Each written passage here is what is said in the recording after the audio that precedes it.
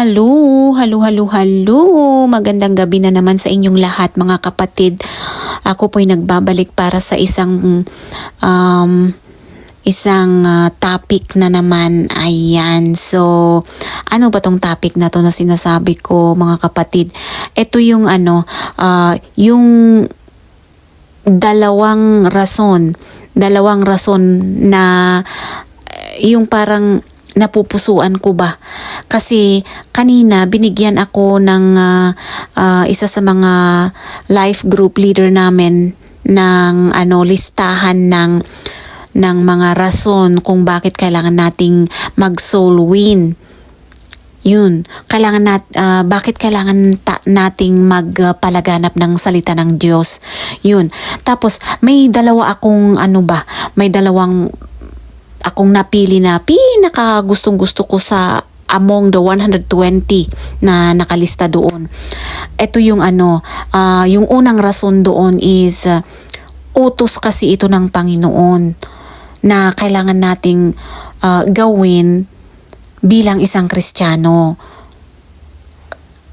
Kailangan talaga nating ipalaganap yung magandang balita tungkol sa pagiging Kristiyano kasi iyan yung isa sa mga utos ng Panginoon.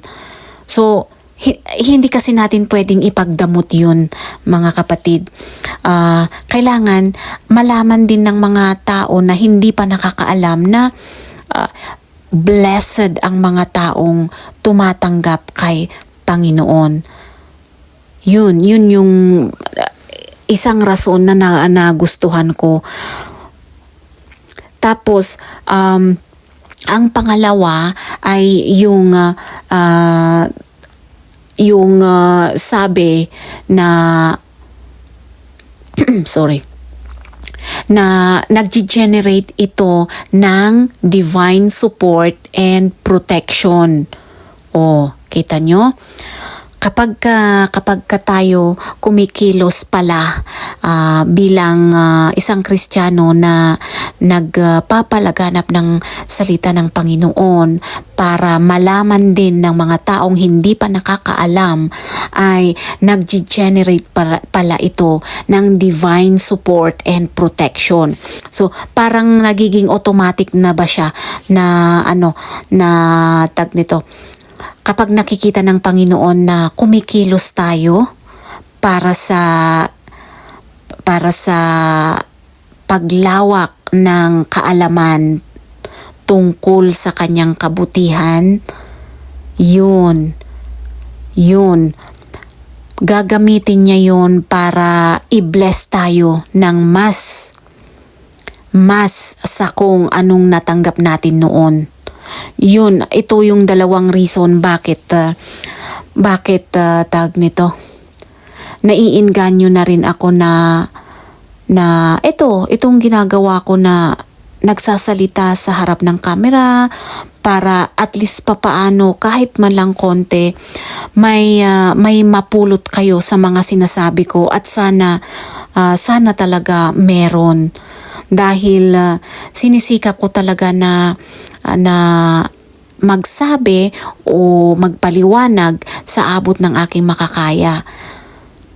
So mga kapatid, sana sa video na to may natutunan kayo kahit konti yung dalawang rason kung bakit kailangan natin magpalaganap ng salita ng Panginoon.